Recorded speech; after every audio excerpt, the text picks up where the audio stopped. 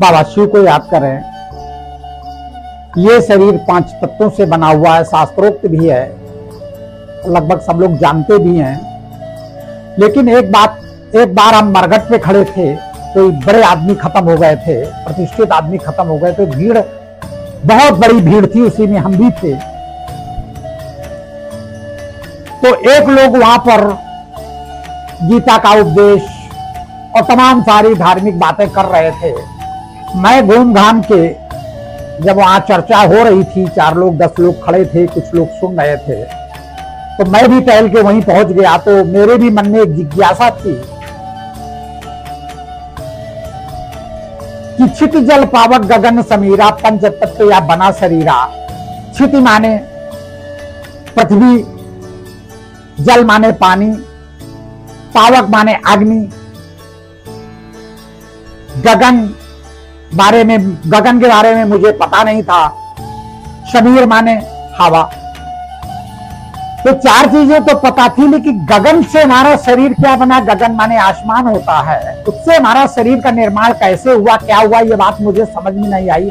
ये क्वेश्चन मेरे पास बचपन से था और बहुत भागवताचार्य वेदाचार्यों से भी पूछा, तो उन्होंने कोई ऐसा उत्तर नहीं दे पाया जिससे हमारा मन संतुष्ट हो जाए। अंदर आत्मा ने इस शब्द को एक्सेप्ट नहीं कर पाया, लेकिन जिज्ञासा बनी रही। वहां भी हमने खड़े हुए तो वहां भी प्रश्न कर दिया, भैया क्षितिजल पावक गगन से, गगन क्या होता है? आसमान से शरीर का क्या मतलब है? और क्या वहां से आया जो निर्माण हुआ मेरे शरीर का?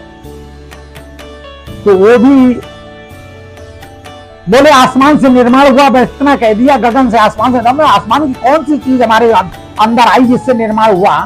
ये बात समझ में नहीं आई। लेकिन वो इस पर विचार अंदर उनकी क्वेश्चन मार्क उनके अंदर खुद भी चलने लगे कि बात तो कायदे की है। लेकिन वो बड़े विद्वान थे, उन्होंने अपनी बात को बोल बोल करके गगन गगन कहते रहे और बात हुआ था, खत्म हो गया। हम भी समझ गए कि उत्तर इनके पास नहीं है, चले आए। फिर परमात्मा बाबा से हमारी बात हुई, कहीं ना कहीं बाबा ने मुझे इंडिकेट किया और बताया कि पंच तत्व कौन है। 4 तत्व तो हो गया, पृथ्वी, जल, वायु और अग्नि। गगन से तुम्हारे शरीर का क्या मतलब बनता है? गगन से मतलब बनता है ये जो आवाज है, ये ऊपर की देन है, जिसको आकाशवाणी भी कहते हैं। हमारे शास्त्रों में कई जगह आकाशवाणी शब्द का प्रयोग आया है। जैसे कंस अपनी भांजी को जो मार रहा था तो छूट गई, तब उसने आकाशवाणी की थी कि जा तेरा मारने वाला पैदा हो चुका है। तो ये आकाशवाणी यानी जो हम शब्दों का प्रयोग करते हैं, ये आकाश के माध्यम से शब्द आते हैं। ये शब्द यहाँ का धरती का निर्माण नहीं है, ये आकाश की शक्ति है जिससे हम आवाज का निर्माण होता है, हम बोलते हैं। तो ये 5वां तत्व जो है आवाज, इससे ये 5वां तत्व गगन से जोड़ दिया गया। तो आपको समझ में आया, 4 तत्व तो धरती के, 5वां तत्व जो गगन का जोड़ा, गगन का मतलब जो आवाज है।